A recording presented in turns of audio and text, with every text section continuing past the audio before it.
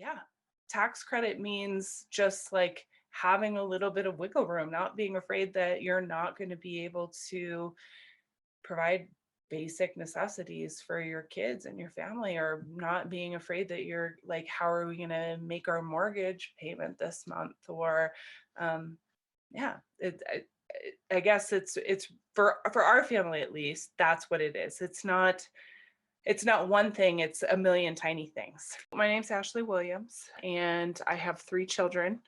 I live in Helena, Montana, and I am a licensed clinical social worker. Definitely, my career has always been a huge part of who I am, and um, I always chose to be a working parent. It was just never really anything that was even on my radar to think about being a stay-at-home parent, because I was in the field that I had worked really hard to get into and wanted to be in, and I love working with people and trying to affect change. But I also have always known I wanted to be a mom. And it was always very difficult. I mean, each of the 3 children that we've had, we have had to, drain our savings accounts to lose one of our incomes. My husband is also a licensed clinical social worker. And I very quickly realized, like, I was stretched too thin. I couldn't do it. I couldn't put an 8-hour day in at home doing paperwork and phone calls and emails when I had a 3-month-old and a 2-year-old and a 4-year-old with me, and like trying to manage home and life there.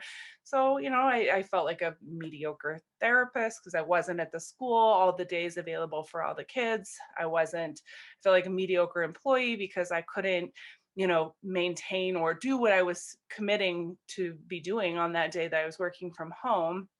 And I felt like a mediocre mom because I just couldn't be present during the time when I was at home with them. And I couldn't even afford to send them to care 5 days a week, where at least somebody could be present with them on that day of the week. And if it's been this difficult for our family, 2 master's degree holding professionals like licensed clinical social workers, not people who are financially, like, really really super struggling, but just not doing super super great either, like, we're right in the middle of the road area. If it's that hard for us, like, there are so many people who this is impacting on such a bigger level. So for us, that, getting the relief money, has meant like we can sleep a little easier at night, because if something comes up that's like a major expense, our family has the ability to have that